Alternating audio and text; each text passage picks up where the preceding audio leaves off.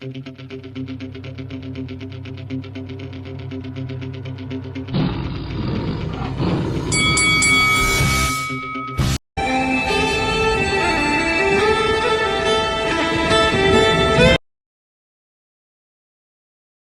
is FAISAL Khan for Lights Out in association with Shamrock Boxing. And over Skype with me, I'm joined by Sugar Shane Junior Mosley. Sugar Shane. Yeah, man.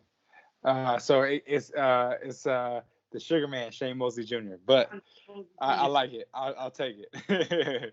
Not a bad nickname either, is it? What was that? The Sugar Man's not a bad nickname either, is it? No, it's a great nickname. It was one that I came up myself. My dad actually wanted me to be a Sugar and take on that name, and I kind of resisted that for a very long time. So I kind of came up with my own interpretation of it. You know, I'm still Sugar, but I'm my own man, so Sugar Man. You mentioned obviously you're the son of the great Sugar Shane Mosley. I mean, growing up, what was that like for you? Because we all know Sugar, you know, your old man, a former freeweight world champion, achieved so much career, had some amazing fights over the years. You know, looking back, he was probably the one that rocked Floyd Mayweather the best throughout Mayweather's career. What was that like growing up, you being around your father at the time? You know, I think it was a great experience for me. I mean, still, I think I'm able to see things differently than a lot of people. You know what I mean? Like, I don't really know any different. I've never had another father before, so I don't really know what a difference would be like. But I know that I've had a lot of advantages because of my dad, his insight in boxing. Obviously, I got to travel a lot. I got to do a lot of things. And even, you know, in my boxing career, you know, good and bad, people notice me. You know what I mean? They'll say, oh, you're not as good as your dad, or, you know what I mean, we love your dad, blase, blase. So I get noticed because of my dad. So I have that over a lot of different people. How much of an inspiration was it growing up, watching your dad do what he did best? And when I talk about what he did best, winning 3 world titles in 3 different weight categories. And how much of a motivation was that to get you to become a professional boxer? Man, it was such an inspiration. I mean, like I said, like, you know, he achieved a lot and was great. And I got to see his mindset, the way that he thought about, you know, fighting and what he took into the ring. You know what I mean? Like, one of my favorite things that he ever like did, as far as that I can remember, when he was fighting Antonio Margarito. I came into the dressing room like right before he went out, and like as soon as like he saw me walk into the dressing room, he looks me in my eyes and goes, "Watch this," and then walks into the arena. Like literally, like he looks me in my eyes and goes, "Watch this." I just got there, and then he walks out. He just leaves and goes to the ring, and then he has the performance that he had.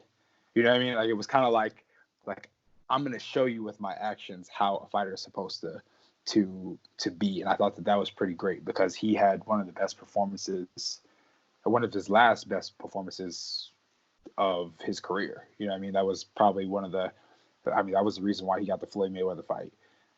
So I think just to have that insight, you know what I mean? Not a lot of people think like he does. Not a lot of people think like great fighters. You know what I mean? It's a different mindset that you have to be a great fighter. You know what I mean? Not all of the great fighters have the same mindset, but they're just different. They're not like everybody else. So for me to be able to have that and see that on a daily basis, and how he thought about eating, how he thought about, you know, fighting, how he thought about just everything, was definitely a great benefit to me as a fighter.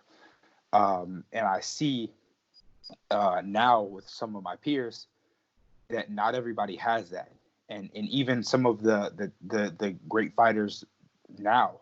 You know what I mean? Like I look at my dad and kind of how he thinks, and you look at some of the young fighters and you go, wow, it's not the same. You know what I mean? Like, and it's quite interesting. So I think that's good. And so honestly, growing up, having my dad as great as he was, um, it was a little bit intimidating. You know what I mean? Especially like seeing all of the accolades, because when you look at Mount Everest, for instance, right? You go, shit, that's gonna be a fucking bitch to climb, right? God damn, yeah, you can do it. But if you look at it like I gotta climb all of that, you're gonna be intimidated. But if you go, okay, nobody climbs it in one day, you climb it in sections. So once you get that mindset of, all right, I break this down. What do I want to achieve? What do I want to get better at? What do I want to do like to make myself better? Then you go, okay, this is feasible. And because my dad did it, I know that I'm capable because I come from him and I am great like him. I saw what it took. I know what it takes.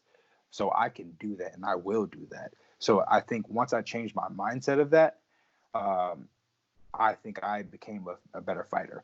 At the beginning of my career and even before I turned pro, I would say that I was intimidated, but I love fighting. I feel like boxing is in my blood. Like like I know that's the cliche thing to say, but I think it's most definitely in my blood. I love fighting and I love everything about it. Your father started in 1993. He had 61 fights, and we mentioned the fight with Floyd Mayweather. I remember the fight with Manny Pacquiao was a great fight. It's different when it gets handed down to the next generation, i.e. you. So your father obviously was a great fighter. He achieved so much in his career, but how what's it like for yourself growing up, as the son of the great Sugar Shane Mosley, and what have you had to do different that your father didn't do in his career? So what's been different for you? What are sort of like paths have you taken in boxing that your father didn't take? Um. Hmm. Well, he honestly, had to struggle through his career. You know what I mean? Like, some of the he would tell me like, he didn't start making, you know, over like $5,000 until like maybe 15 fights or something crazy like that. You know what I mean? Like he really had to, struggle through his career and coming up, and he would always say like, Oscar De La Hoya would fight the same guy as I did and get like 500,000 for it, and I would get 5,000 for it, and we would fight the same guy like like a month later. You know what I mean? Like, and it's kind of crazy. So like for me, I don't feel like I've taken that tough of a road, but I also didn't have the same amateur pedigree as him. I didn't have the same experiences as that he did, and I also learned boxing from my dad, and my dad is a smaller man. You know what I mean? Like, so and that realistically, he was more of a fighter. And for me, I feel like for my stature, for like how I think about like fighting and boxing, I'm more of a boxer. You know what I mean? I have more of like that boxing style. My dad had more of like a fighting style because of his stature, because he was shorter. I'm 6'1". I have no business fighting in close with guys. You know what I mean? I have to be outboxing them and then beating them and fighting in spurts. So for me, I feel like I had to learn that. Whereas when I learned boxing or fighting from my dad, he would always teach me inside fighting. You know what I mean? Pushing, pulling, fighting in close and things like that. And that never served me well. You know what I mean? Of course, it's good to have that later, like in a fight. I mean, a boxing match, a fight breaks out sometimes. You know what I mean? Shit, it happens. You know what I mean? You get some of the great wars when they start out boxing. But I felt like I had to learn boxing later. Like now, I feel like I'm learning how to be a better boxer, and that is going to serve me. I feel like to become a world champion and things like that. And when I need to fight, I can do that. So I feel like that was one of the things I feel like I have to change. And then also doing what I'm doing as far as creating my own name. it's okay to say, yeah, he is the son of Sugar Shane Mosley, but I'm not Sugar Shane Mosley Jr. That's not me. You know what I mean? I don't want to piggyback off of that. I want to be the Sugar Man Shane Mosley Jr. Even when people ask, or you know, what's your name? I'm Shane Mosley. I'm not Shane Mosley Jr. I'm Shane Mosley. I'm a 29-year-old man. I'm not going to be calling myself I'm Shane Jr. I'm Shane Mosley. And then when people ask, hey, are you Shane Mosley's son? Yes, I am. That's what I had to learn, that I cannot be him, and I will not ever be him. I have to stack my own chips, and if people then compare them, cool.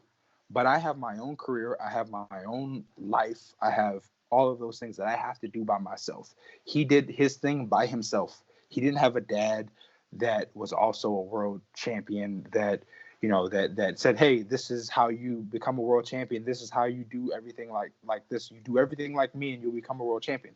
No, he had to create his own lane, his own fighting style, everything for himself to become great and legendary like he has become. So if I want to become legendary like him, I have to do that like him. I can't be him. I have to create my own legacy like him.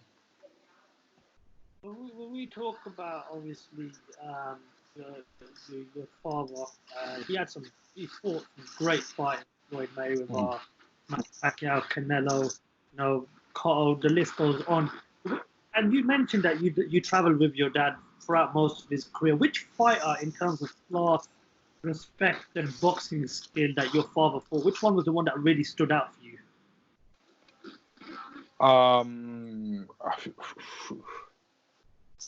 I mean, you know, I would say the best fighter that he ever fought, obviously would be Floyd Mayweather. But I think the one that stood out and that he told me that stood out to him was Vernon Forrest. And then after that, it was Canelo Alvarez and then Manny Pacquiao. In 2006, you know, ITV broadcasted a program called The Contender.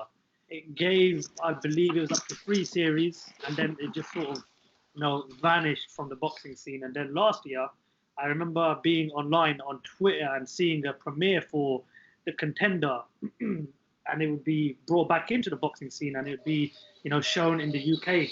So I checked the roster of that last year's Contender, and I seen your name pop up, and you know, remember watching it in 2006 and how great the first season was, and it moved on to the second, and then the third, and of course it was brought back in last year.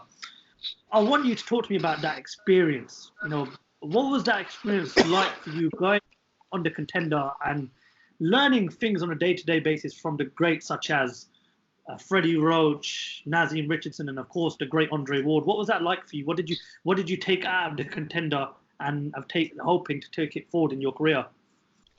Well, I learned a lot. Obviously, I've been around both trainers.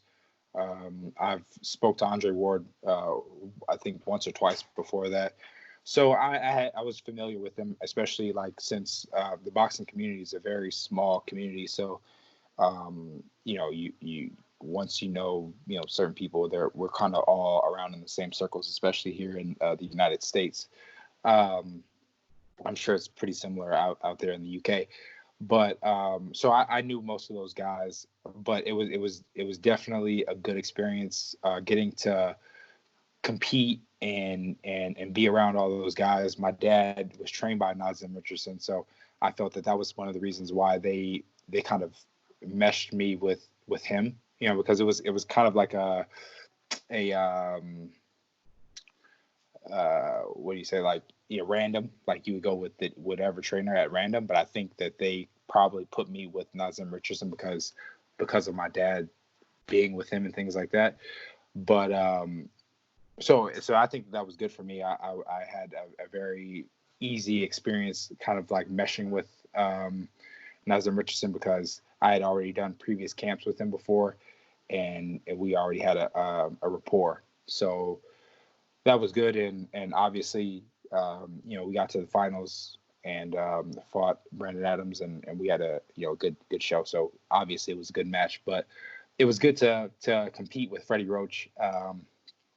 Freddie always likes to.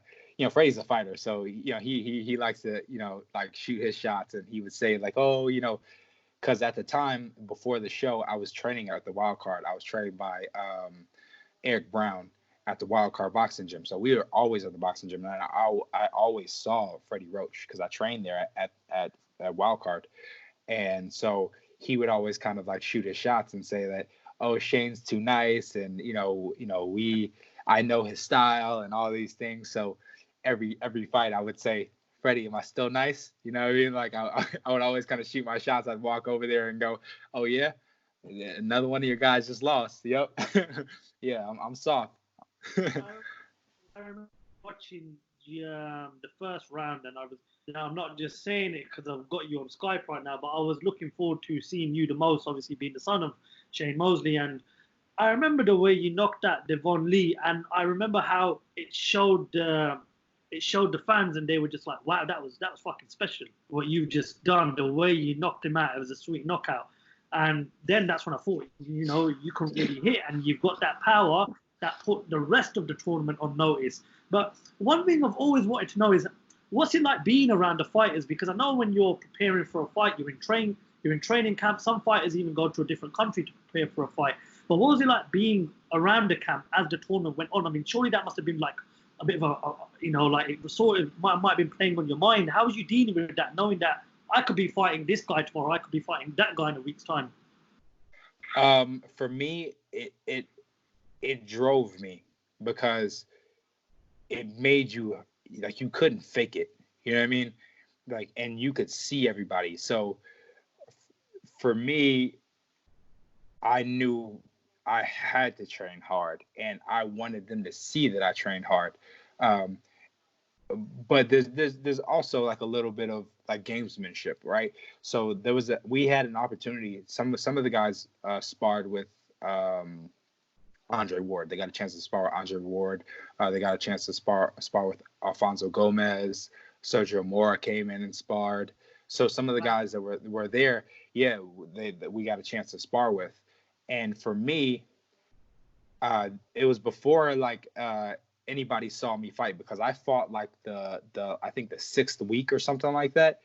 So it was before anybody saw me spar. We had an opportunity to spar with Andre Ward, and they asked me, hey Shane, do you want to spar with Andre Ward? And I said no, because nobody has seen me spar or fight yet. So I don't want to do good against Andre Ward and put these guys on notice. I want to surprise them, and when they see me fight, they're gonna see, oh shit, we fucked up. You know what I mean? So I'd rather take the element of surprise rather than getting the experience with Andre Ward. I would rather surprise the fuck out of these guys and go, oh shit, he's better than we thought, and which I did. So I think it was good on my part, but definitely wish I would have got the experience for Andre Ward. That would have been great. The final itself against Brandon Adams was a very good fight, very close fight. Brandon Adams, and you surprised a lot of people with winning the tournament. When you look back on that fight, what do you think you could have done different in terms of getting the result at the end? To be honest, I think I was hesitating too much. I definitely don't think that I just let it go. You know what I mean? Like at the end of the day, you got to show the judges, the fans, people that you deserve to win. And you have to do that by your actions. And I don't think that I showed that. You know what I mean? I don't think that I showed, no matter what, I'm willing to win. And I think he did at that moment. And that was something that, I think I was just battling with myself yeah, you just kind of got to move on and go, you know what? I didn't do that this time. But next time, when that opportunity presents itself, I'll be different. No, I look back on the Contender, and I think the experience that you've taken going forward into your career will only work wonders for you. And that leads to my next question: what's next for yourself? You've had 2 fights since the Contender, which you've won both. I mean, what we've got a current situation, the coronavirus, where everything's been put on hold. But what's the plans going into? Hopefully, if you can get a fight this year, if the situation is to sort of die down, what is it that you've got targeted for the next 18 months of your career? Oh man, so I've just signed a co-promotion deal with Golden Boy. So being on the Contender, you sign with the Contender. I think the finalists sign with the Contender. I'm not sure if all the guys were signed, but the finalists definitely are signed with the Contender. And then so they did a co-promotion deal with Golden Boy, and so now I'm signed with Golden Boy and the Contender. The plan was to fight April 25th. Obviously, the coronavirus had other plans, so that stopped. But I was planning to fight 4 times this year, so hopefully, we can get maybe three fights or 2. I mean, I'll take whatever I can get. But as many as possible. Hopefully, after this, DAZN is still putting on fights, and because the Golden Boy is with DAZN, so I would be fighting on DAZN and or Facebook, whatever deals that they have. But they were planning on having a lot of dates, Golden Boy that is. So any one of their dates that they have available after this, I'm willing to jump on with no problem. So I think that's brilliant. You signed up with Golden Boy. You mentioned DAZN, which is hopefully coming over to the UK soon. Yes, and yes. You're in that middleweight division. For me, probably the most toughest division right now in terms of the fighters. You've got Canelo, Golovkin, the Charlos, Demetrius Andrade, Billy Joe Saunders. I've got to ask you, as a fighter in that division, who do you see as the daddy of that division? Who's the king for you of the middleweight division right now? I mean, without any question, as Canelo Alvarez, without question. I mean, obviously he has the list to go with his claim. You know what I mean? Like, I mean, he's never been beaten, and he has a lot of names, including Golovkin, on his resume. So, and everybody has their opinion on that, but at the end of the day, he has the W over Golovkin. I think he would be the top dog of that division. Just want to clarify with you, I'm no longer going to be at middleweight. Okay. I'm actually going down to 154 pounds. My plan is to campaign there, get a belt there, and then move up to 160. But I can make 154. So I plan on getting that belt down there.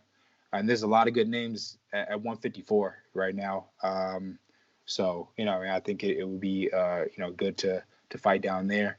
Jarrett Hurd, there's out of Philadelphia. He just lost, but he's still a good fighter. J-Rock, the guy that beat J-Rock is really good. Teixeira. There's some good names, some good possibilities down there. So I think that those guys I would want to be competing against and fighting, and then move up to 160. What was your thoughts on Tyson Fury's victory over Deontay Wilder a couple of weeks ago in Las Vegas? Well, I expected him to win. It was, so one of the great lines that Nazem Richardson always says is, he's like, I want the people that knew that you would win say, I didn't think you would win like that. And that was what I felt like Tyson Fury did. I thought he would win. I didn't think he would win like that. And he did exactly what he was supposed to do. I thought he could outbox him, and I thought he would. I thought maybe the weight would slow him down to where he wouldn't be able to move as much, which was true. He didn't move as much because he was trying to knock him out. And that's what he did, and he showed that he is a man of his word. He's gonna sit down and go for the kill, and he did, man. That it was a beautiful performance. I was watching, and I was my jaw was down down here. Like, what am I watching right now? I'm watching like it's just beautiful boxing, man. Every time I speak to someone about the Deontay Wilder Tyson Fury fights, and there's going to be a third fight once we get over the coronavirus pandemic. As a boxer, and you obviously you know a lot about ability and a fighter's approach. Do you think Deontay Wilder is capable of changing his structure, his game plan, his approach to the fight? I'm talking better footwork, better head movement, and relying more than on just that right hand of his. Do you think he's capable of doing that going into the later stages of his career, and especially in a fight against Tyson Fury, who's had his number twice in the last 2 fights?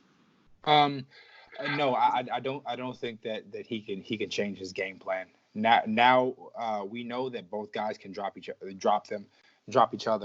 I feel like it's who gets it first. Really, I think it's like we both know that we can hit that bell. Who can hit it first now? I truly believe that. I think if Deontay Wilder goes into this next fight, he can't change anything up. It's too late in the game for that, bro. Like, you have 42 wins with 41 knockouts and 1 loss and 1 draw, and the guy that has kind of like had your number basically just outlasts you. You know what I mean?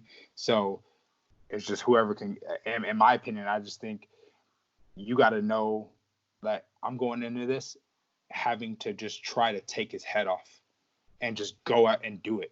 I mean, what do you have to lose? I mean, if you don't go do that, he knocks you out, because we know that Tyson Fury can knock you out. So it's like, look, I know that this man can knock me out. He's done it before. My last fight, he did it. So I got to go get it before he does. So I'm going to go out there and just take his head off. That's what you have to do. Or you just prolong the beating. Because it's not like he's going to become a better boxer. No offense to him. Like, I mean, he's obviously accomplished more than most have in the game by having the limited skills that he does have, and by having the God-gifted talent, I mean, that he has of, being able to punch as hard as he does. So why change that? It's not like, if I got an AK-47 and I didn't hit the guy the last time, I'm not going to trade in my AK-47. I'm going to figure out how I can use that bitch better. I'm going to be like, okay, I'm going to use this motherfucker better. So the next time when somebody rolls up on here, I can hit them where I need to hit them to stop them. I'm not going to go, you know what? I didn't hit the guy last time. I'm going to throw this AK-47 away. Here, you want the AK-47? I'm going to get a pistol. No. You go and get the AK-47 and try to perfect it. Shane, when we talk about the great champions in boxing, and you look back over the years, what type of champions we've had, especially in the history of boxing, we've always seen the great fighters being able to adapt.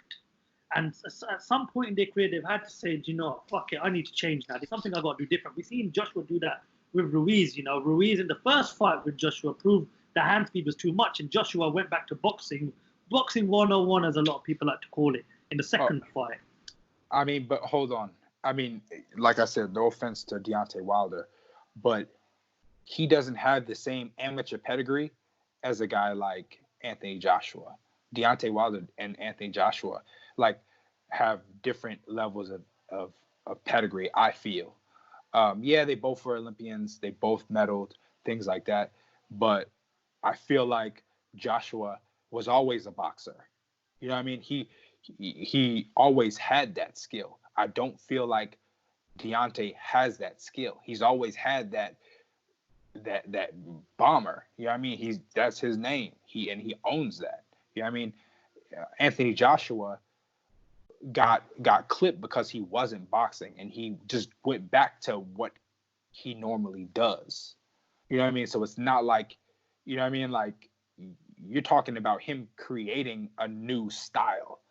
And I don't feel like Deontay Wilder should do that or could do that in the next months to come.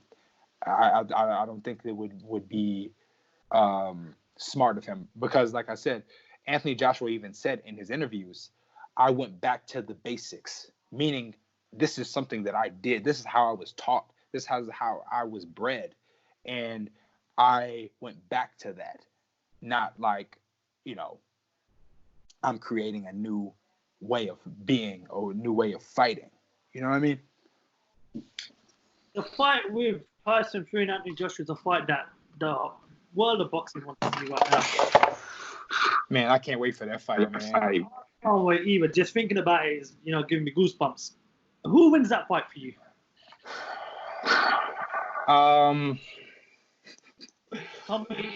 Man, that's so hard, man. But I gotta lean towards my guy, man.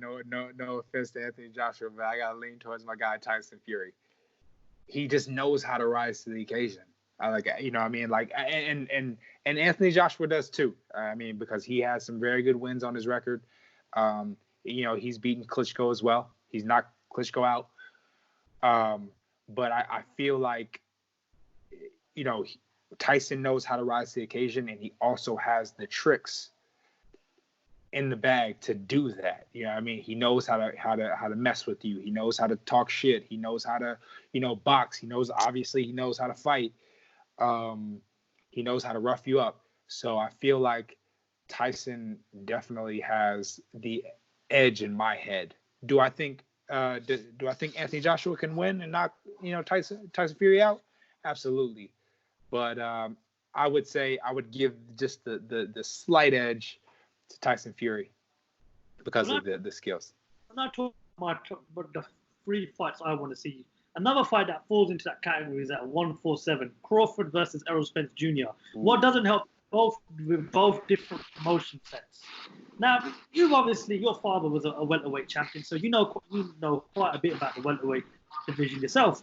And you've seen what Crawford's achieved, you see what Spence has achieved, and then you obviously looked at Manny Pacquiao still around with a world title. If you paired up Spence versus Crawford, what prediction would you have, and who do you have coming out on top of winning that fight? I would give Crawford the edge, just how I would give Tyson Fury the edge. They rise to the occasion, and they got just a little bit more tricks in the bag. Obviously, Errol Spence is a very, very talented fighter. He's got all the skills, all the power. He's been in the ring with a lot of the great fighters of this era. So, but I just would give that little bit of an edge to Terrence Crawford because he just knows how to switch. He knows how to do just different things that I think could disrupt a guy like Errol Spence. But not a huge advantage, but just a slight one. One final question I've got to ask you. We've done because of obviously everything that's going on, we've done an Instagram tournament where we put 8 of the best fighters in their weight category, and we put them into a tournament, and we like dream fights that we probably never get to see in our lifetime. And we started off with the heavyweights, and in the final ended up Muhammad Ali versus Mike Tyson. Now the voting started over an hour ago on our Instagram page. So again, I know I'm picking your brains out right now. I'm gonna have to ask you, if you both had Ali and Tyson fight each other in their prime, what would have happened?